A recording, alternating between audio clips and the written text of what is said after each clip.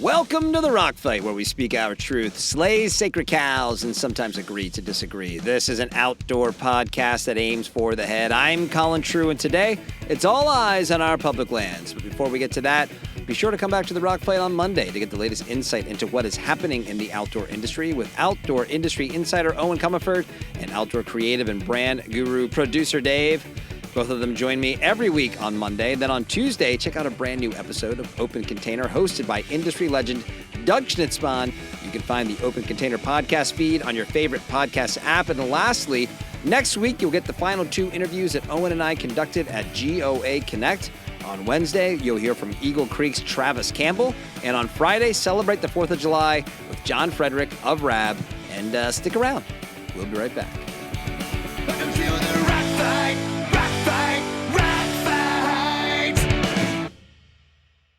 Hey everyone, before we keep going here, I need to tell you about our teammates at Darby Communications. Like I've been telling you, if you run an outdoor, an endurance, or an active lifestyle brand, there is no better PR and digital marketing belay partner or drinking buddy than Darby. They can help your business reach new heights, and they might just keep you from falling on your ass. Since we started working with Darby, more and more people, and this is an important point now, guys, I want you to hear me on this, more and more people have reached out to us here at the Rock Fight because of that messaging. Look, guys, I'm dead serious. If they can help us, they can help anybody. Hit them up at darbycommunications.com. Do it today. Liz and Royal Robbins were known as American climbing royalty, part of the first group of Yosemite-based climbers that would scale routes yet unclimbed, who would promote the ethic of clean climbing, and who, with a core group of startup brands, would serve as the foundation of our modern outdoor industry. From their very first pair of shorts that could boast a true climbing functionality, Royal Robbins has become synonymous with comfort, versatile wear for the modern adventurer. From Rockcraft Productions coming spring 2026 to a specialty store near you, Royal Robbins presents Being Royal Robbins. It's the story of how the Royal Robbins men's desert pucker became an icon and spawned the new Camino pucker. And it's the story of how an innovative brand launched mosquito protection technology to keep you protected without the use of chemicals, and why the Salif hoodie is possibly the most unique hoodie in our outside world, and how you can experience this uniquely American story of adventure through the thoughtful clothing choices of Royal Robbins. Available for streaming everywhere you find actual water-based tributaries. Being Royal Robbins, because nature and adventure are good for the soul. So not to launch into the episode with curse words, but the past few weeks have been fucking nuts if you live here in the United States of America. We have a presidential administration sending out goons to round up people for deportation, and also using the military to stand by to help them in our own cities. We subsequently protested our current presidential administration in a way that has never been seen before. But then after that, we started dropping bombs in Iran, which has overshadowed all of the other awful stuff that they've been up to. But the one constant theme through all of that has been the push by Congress to pass Trump's big, beautiful bill. And by the way, saying those words together just made me spontaneously bleed out of my mouth, which is the incredibly unpopular domestic policy bill that anyone who isn't a Trump loyalist think will set our country back a few steps. And in that piece of legislation has been multiple variations of proposals to sell off anywhere from 500,000 to 3.3 million acres of our public lands, all of which has been driven by Utah's Senator Mike Lee for reasons no one can really explain, but ultimately don't really matter because if anything gets this guy up in the morning, it's trying to sell off the places where we all recreate. Along the way here on the Rock Fight, we've been talking to the good folks at the Outdoor Alliance about what's been happening and how they've been helping to coordinate a response from the voice of the human-powered outdoor community. And today on the show, Tania Lown-Hecht, the tirelessly working VP of Communications for the Outdoor Alliance, is back on the Rock Fight to give us the latest update and how the bottom line is we can never really relax on this topic while these folks have control of DC. Then after speaking to Tania, I had a chance to speak with Stacy Bear, who's the executive director of Friends at Grand Rapids Parks in Michigan. If you work in the outdoor industry, there's a good chance you know or know of Stacy. Stacy is a Iraqi war veteran who credits outdoor activities on public lands as one of the keys to his recovery of depression and PTSD that developed as a result of his service. So let's get things going. Welcome back to the Rock Fight, where today it's all things public lands with Tania Lown-Hecht and Stacy Bear. All right, we're recording this at 2 o'clock Pacific time on Wednesday, June 25th. And if you hear a time and date disclaimer before I introduce a guest, you know that probably means that Tania Lown-Hecht is joining the Rock Fight from the Outdoor Alliance to give us a public lands sell-off update. Hi, Tania. Hi, Colin. Thank you for having me. Sounds very sincere. Thank you so much. I'm sorry to be here. I have some good news today too, though. Oh, good. Okay, well, hold on. Let's get, well, we can get to that. But it was only 12 days ago, the last time you were here. And at that point, we talked about the new attempt by members of the United States Senate to sell off upwards of 3 million acres of public lands, which came after an attempt by the House to sell off 500,000 acres of public lands. It seems the bipartisan line is holding, right? Because the outdoor voices have been loud. And as of yesterday, June 24th, leader of the public land grab, Senator Mike Lee, a.k.a. Beelzebub, announced that they were going to revise their proposal. So the call to action worked again, but kind of did it really? Because wasn't there also like an error that sort of led to him backing off? Like, what's going on, Tania? Yeah. So it's all very complicated, but there's good news and bad news. The good news is that his most recent proposal to sell off 3.3 million acres of public lands, and that the maps that were going around that were going crazy showed there's like more than 250 million acres of public land that would be available for those 3.3 million acres of sale. So that riled people up. I mean, just Outdoor Alliance alone, we sent more than 500,000 letters to lawmakers, and I know lots of other. Is that a record? Oh, yeah, by a lot. Yeah. If I look really tired, that's why. But that was big. You know, people spoke up. Lawmakers really, really heard us. Lots of Republicans coming out saying that they support public lands, that they want to see public lands stay public. The outcry was really effective, the same way that it was in the House. And just as, you know, we were really rounding the corner on that, this proposal from Mike Lee actually got taken out of the bill due to procedural reasons. Right. So it's a little complicated to explain, but basically when the Senate wants to pass something through reconciliation, which is they can do it, you know, once a year, it's a spending package. They only need 50 votes or like a simple majority, 51 votes. But it has to, everything that's in the bill has to be budgetary, and any policy has to be incidental to that. So there's something that's called the bird bath, where a parliamentarian goes in and sees, does the legislation pass muster to be included or not? And so Mike Lee's proposal went through that and it got taken out. Now there's some way, like, as I understand, there's some ways they could fight it. They could come back. There's lots of different things, but basically Mike Lee was like backed off, said, all right, I hear you, but I'm going to reintroduce something new and better, because he is completely determined to sell off public lands. His first attempt most recent attempt was pretty sloppy, right? Like, the fact that almost any multiple use land could have been on the chopping block really, you know, got people's ire. And now his new proposal, I would say, we just came out today. We've been looking at it. I've been on the phone like all day talking about it, but it is, it's also somewhat sloppily written, but it looks pretty different. It focuses just on Bureau of Land Management lands, BLM lands. And it's BLM lands that are within 5 miles of a population center, which is undefined in the bill.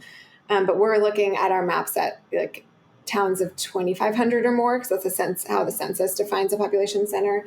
Okay. So the map looks really different, but the interesting thing about it is that this bill also would require the sale of a certain percentage of public land. So it's 0.25 to 0.5% of DOI land. So by our estimates, that's somewhere between 1 million, but possibly up to 2 million acres. But the amount of land that he's defined on here on the map, it looks like just about 1 million acres. So if we're reading the legislation correctly, we can map like everything that he wants to sell off. And it includes a bunch of like great mountain biking trails, some stuff around Moab, some mountain biking trails, Sandy Ridge around Mount Hood, where I am, lunch loops around Grand Junction, and a bunch of other stuff. So, and I think maybe his hope is like these maps won't look as bad and people won't get as riled up about it.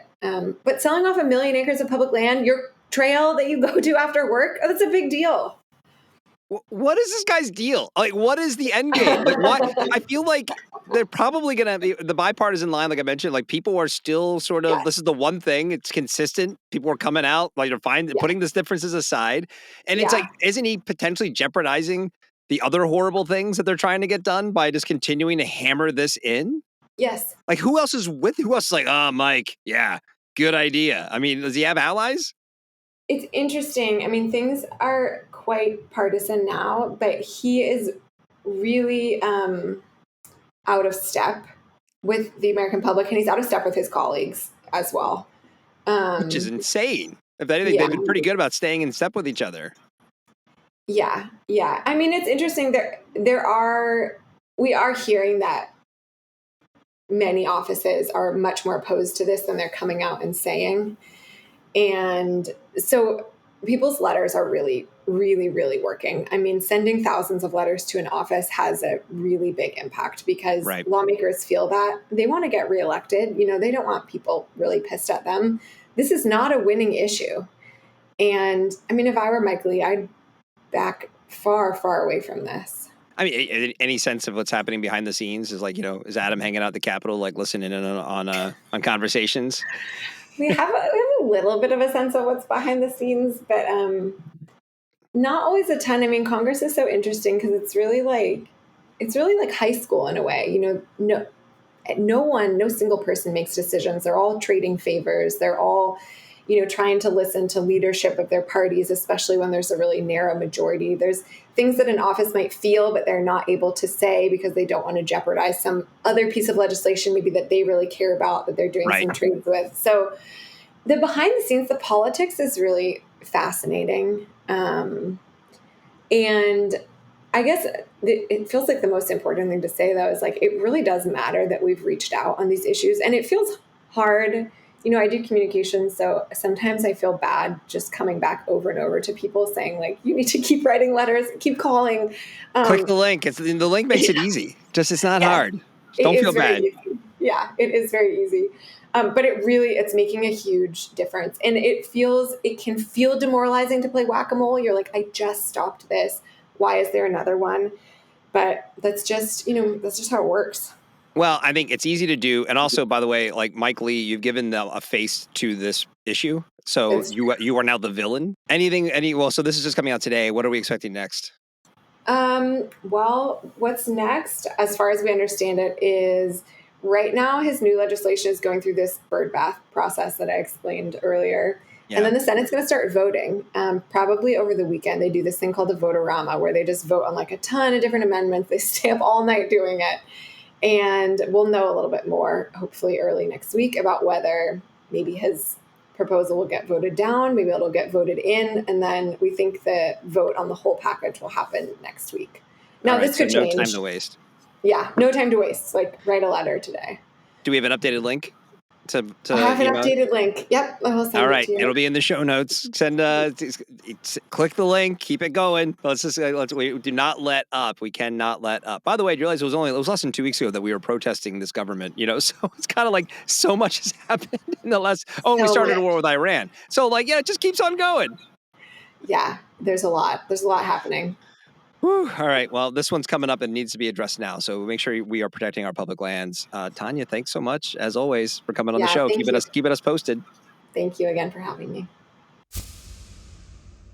Okay, thanks to Tania for coming on the show. We're going to take a quick break, and then we'll be back with Stacy Bear. In the store aisles, a quiet revolution is happening. With Endeavor, frontline staff aren't just selling products, they're building trust, making connections, and turning browsers into loyal customers. Let's see how. He didn't know which brand he wanted, just that the trail ahead was rocky. But she knew, because she'd trained for this moment right on her phone. A quick conversation, a confident recommendation, and a perfect fit hiking boot later, he's ready for his trip. That's right, she's a... It may be lunchtime, but between sandwich bites, he learned about fog fighting tech and snow goggles. An hour later, that knowledge helped a customer pick the perfect pair and add a helmet too. Learning on the go, selling with certainty, adding value. Yup, he's a... Endeavor is a mobile-first platform that equips retail staff with training, incentives, and tools to boost sales and brand engagement. Brands gain insights, sell-through improves, while retail associates stay motivated. Ready to get started? Just head to endeavor.io, update your brand profile, and upload your dealer list to access the free features and, when you're ready, launch your first pay-as-you-go campaign. With flexible, scalable options, Endeavor turns everyday interactions into strategic wins. The result? Be a shop floor hero. Endeavor's here to stay. Shop floor hero. Sell-through is the way. Oh, this is DJ CT, and welcome back to Rockfight Radio, where today we're excited to share with you guessed it, the latest from Fitz. Here's a little taste of Fits Like You, exclusively independent. Out in a town with a name you don't know, past the highway signs and the mountain snow, there's a little shop with a wooden door, been keeping locals geared since '84. They sell grit, they sell gear that lasts, and a socket don't quit when you're moving fast. Fits on the shelf, fits for the bold, not some big box store. You've been sold. We're exclusively independent, yeah, we ride for the few, not the cheapest, just the realest. Knit tight for what you do, for the towns that keep the trails that drive, and the rebels keeping dreams alive. Fit stand tall in the shops that care. If you want it real, you'll find us there. Fit. Check out all of the hits from Fitz on their Spotify playlist, and now, back to the show. All right, let's get into my conversation with Stacy Bear. A couple quick things. When I hit record, we were already talking, so I'm about to drop you into our conversation in an abrupt way because I liked where Stacy was going and didn't want to interrupt his flow. Secondly, Stacy's audio is a little rough, like, on the should I have scrapped this whole thing kind of rough. But what he added to this conversation on public lands was good enough that I felt like it was worth sharing, even with some shoddy audio. I promised to buy Stacy a new microphone before the next time he joins us, but just heads up, if it sounds a little crunchy on Stacy's end, that's why. So let's get into our conversation. Here is Stacy Bear. What Senator Lee is talking about in terms of, well, we have all this property, and so we're going to sell the land and we're going to develop it for housing. But there's not going to be any community input, and there's not, and we're not going to guarantee that it's going to be affordable housing. It's just, we have to have more housing, and so we're going to sell up this land next to these places, or up to a certain percentage, right? And so it's not like we're necessarily going to sell all 3 million acres. It's that 3 million acres become eligible for sale. Right. And and that's ridiculous because you can already lease land for housing from public lands, right? And Secretary Haaland under the Biden administration did this often, but the policy isn't very exciting. It's not very interesting, but it is happening. And most policy shouldn't be really interesting or exciting. Like, DC is not supposed to be Hollywood. It's not supposed to be a soap opera. And that, I think, is the challenge, is like there are already processes in place to lease public land for housing or for other causes. But why these 3 million acres? Why now? Why is Montana exempt? Why are other states exempt?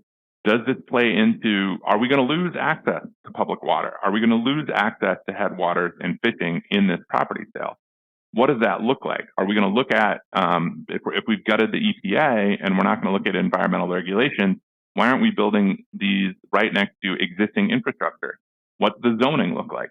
So there are all these things that you can say it's just for housing, but it's really easy to look at that. And I'm having a harder and harder time not engaging in conspiracy theories that this is going to be some sort of quantum solace, Mission Impossible, or this is going to be some sort of Mad Max scenario where we're selling off all of our access to the water. And I think what you're seeing, thankfully, is that what you and I believe to be true, and I think a lot of other people, is that public lands continue to be a nonpartisan issue. It's a place where Americans can get together and say, I love fishing, right? And like, I love fly fishing and I love bass fishing too. I mean, and if you've ever caught a northern pike and felt the sandpaper on your thumb, I mean, it's a real thrill. As much as I love to climb, and I've got my Patagonia fleece that I've had forever hanging out in my closet, and I've also got my bass fishing hat. So I think it's one of these places where we're seeing America come together and being like, whoa, this is too far. And I think, but the bigger issue is we have advocates on both sides of the aisle. Angus King, who's an independent, has also been really strong on this, Senator King. But where are we? You know, Caroline Gleich ran for Senate. He made an effort. Where are we at the county and state and city level? And I think we as an outdoor community, who's going to take the sacrifice? Because I think we all took to heart Ed Abbey when he said, be a half-assed activist and still go outside and enjoy the land. But I think what we're seeing now is that he's got to be running for office. Well, I'm not going to cut any of that. We're just going to get right into it and not do the typical intro that we do, because that was great. And I had it for later on in our conversation. But yeah, what is the end game here? It's hard not to go the conspiracy places, right? These proposals are massively unpopular, and they constantly have to change. So, like, why does a knob like Mike Lee, like, why is he insisting on this to happen? I mean, is it just like, well, I promised these people they could have this chunk of land, so I got to figure out a way to sell it to them? Like, that was part of the campaign promise? Is it as simple as that? I can't. Why are you picking this fight? Isn't it actually distracting from other terrible things that you want to do that we would also probably be opposed to? This is so weird to me. So weird because there's already a process, right? It's like, but it's even the conversation around, I mean, like why are we rescinding the roadless rule? Like, who wants roads in 53 million acres of U.S. Forest Service? Like who wants, like we're going to increase timber production. Fine, increase timber production. There's processes in place to increase timber production. Right. Nobody is against timber production. Nobody is against better management of our forests. Look, our forests, like, as much as I love parts of what Teddy Roosevelt's legacy is, the no burn in forests like, we all know the science. It's bad. Right. We need to burn. We need to do these things. And even, like, you know, in 2016, when Donald Trump was saying we need to rake the forest floor, like, what I think he was trying to say is we need to remove fuels from the forest. You think that's really what he was trying to say? Do you think that's what he was? That's what I'm saying. I'm going with it, man. I lived in Germany. I never saw him out with a broom in the forest. But I can understand what you're saying if, like, we've got to create, you know, fire safe corridors, but then why are you cutting funding to the fire service? Why are you cutting, like, there's not even people to effectuate the timber sales, right? And even, you know, here in Michigan, Governor Whitmer has taken a lot of heat nationally for meeting for Trump with the head of our state house. And, you know, and a lot of people nationally, they're like, wow, it's just for the airbase. Not at all. I mean, our delegation went to make sure that we continue to protect the Great Lakes, because federal funding has helped to keep the lamprey out of the Great Lakes. And we've got to make sure that the Great Lakes fishery, which, you know, is like a $65 billion fishery and the largest, you know, freshwater, like it's this massive freshwater system. And, you know, the president's like, do they all connect? And yes, they all connect. And that's why he had to go and be like, we need the funding to make sure that we don't screw over this fishery that got screwed over in 1957 and has taken since 1957. We finally have lake trout populations back to where they were in 1957. Whitefish are still really down. This is really not exciting stuff for the everyday regular person. They just want to go out and fish. They want to do those things. So we have to educate people on these things. But also, sure, did we get the airbase? Yeah. Is that going to be an potential economic boon? Maybe. But the more important thing there is that our fishery stays intact. And it's not just for recreational fishery, it's for the health of the entire fucking planet. And so I don't know what the end game is, because also, why not develop the oil and the oil and mineral leases for housing then? Why not do that? You already have more than, I think it's like maybe 50% of all land that's leased for oil and fuel development is even ever explored. So we've locked up a ton of public land already. Why not lease that? Why not cattle ranching? Why are we lowering the price for what it takes to lease cattle on public land? Why not increase that price? Why not turn that into more land? There are opportunities that already exist, and there's a process in place for doing this. So what is the end game? Is it just because somebody has to, like, pound their chest and be like, me, big, tough policymaker? and any of these guys, let's go camping. Let's go look at that land. I'll go tomorrow. Let's go camping. Let's go fishing. Let me show you what you're missing. Right. And let's take the people who are from those places and let's take them out there. And I think you can have a really good argument, Colin, that there are people in a place like Moab, potentially in a place like, Boulder, Utah, even Marquette, Michigan now, where you can say, are the public lands still for the public who's here, or is it for somebody else? I think that's a fair argument. I think it's something we have to talk about. I think, making the New River Gorge a national park without additional funding and without supporting the community in West Virginia, we saw housing prices skyrocket. Those are issues we need to talk about for housing.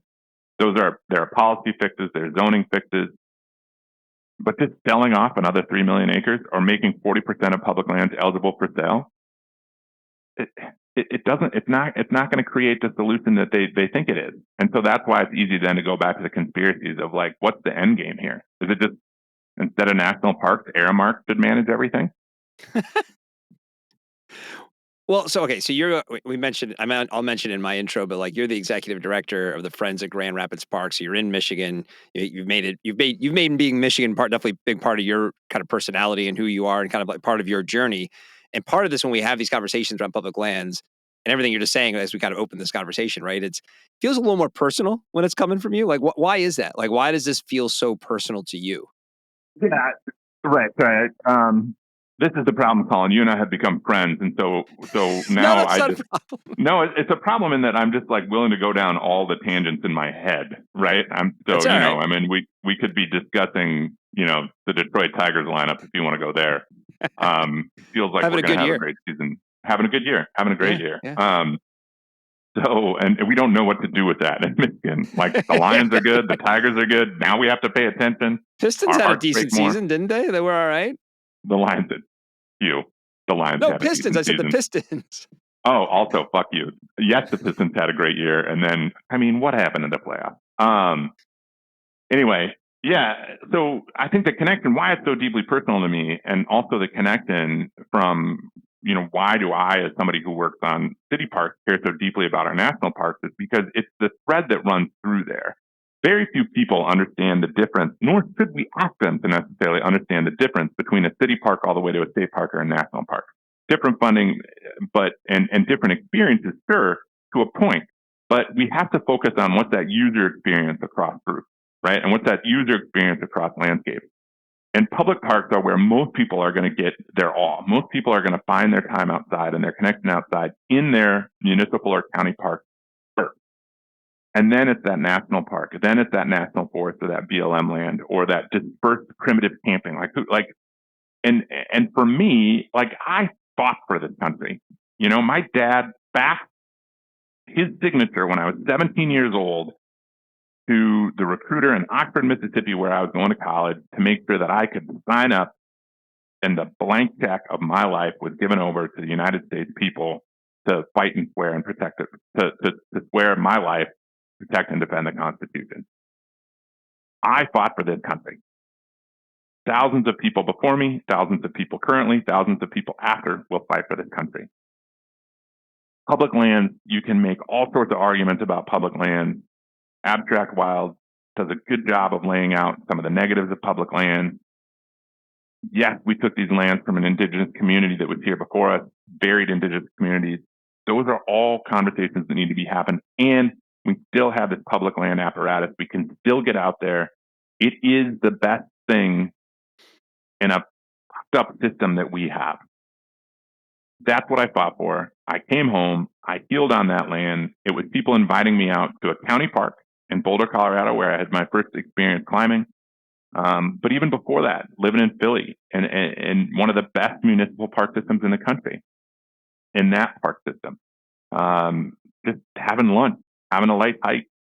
And now here in Grand Rapids, where we have this amazing experience where we're working with the indigenous population to help enforce treaty rights, let people know who was on the land first, that they're still here, that there are opportunities to honor the original stewards of the land, and also get nuts on a mountain bike and, see amazing bird populations and go fishing and all these amazing things. And so it's that through line.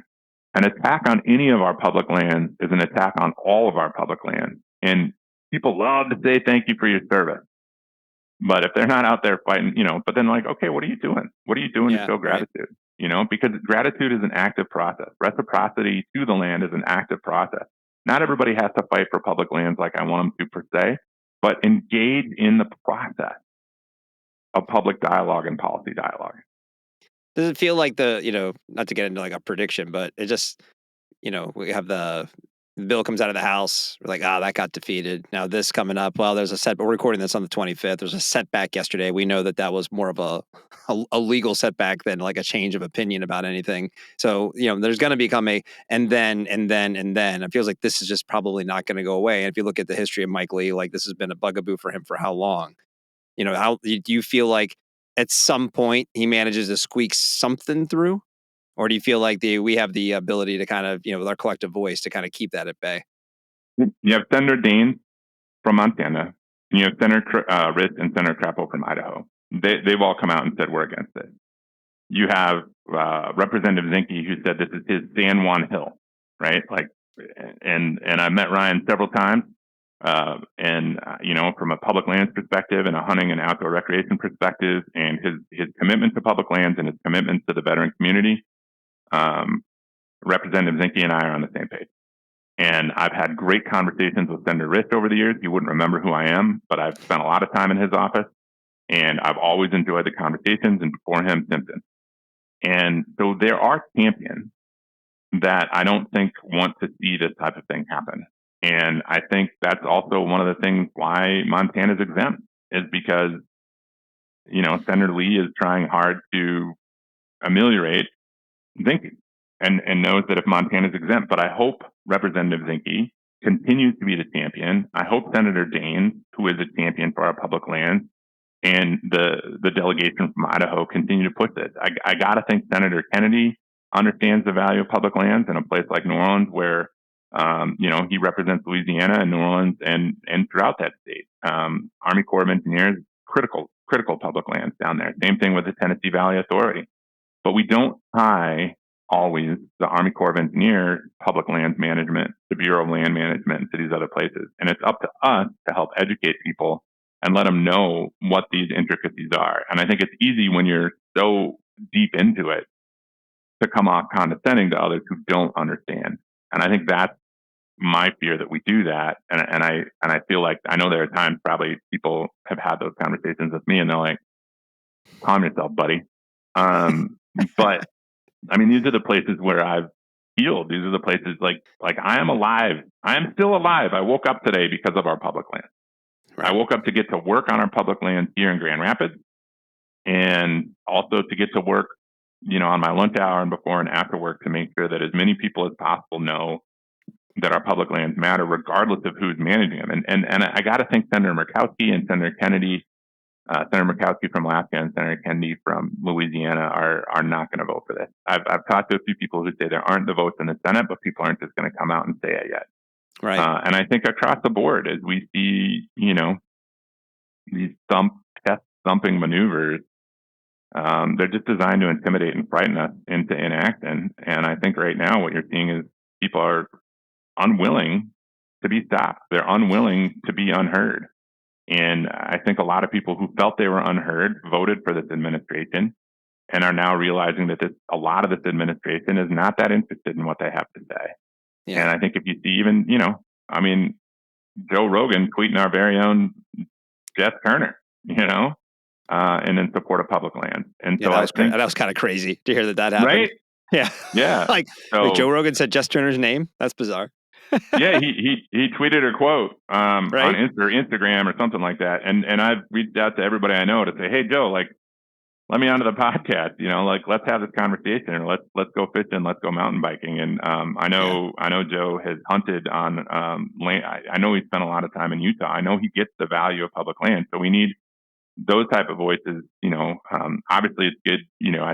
We're reaching a lot of people. We're reminding our community, our tribe, if you want to call it that, to speak out. But we also have to figure out how to break out beyond that. And it's good to see some brands starting to engage. Yeah, totally. Yeah. But they need to. Finally. All right. Well, we're going to have you on again soon. Obviously, I think the administration will probably give us reasons to do so, but maybe we can talk about some other things as well. But appreciate you joining us. Thanks as always, Colin. All right, that's the show for today. Make sure to reach out to your own members of Congress to help protect our public lands, and we want your emails. Send them to myrockfight@gmail.com. The Rock Fight's a production of Rockfight LLC. I'm Colin Truth. Thanks for listening. Here to take us out is Chris DeMakes with the Rock Fight Fight song. We'll see you next time, Rock Fighters. Rock fight.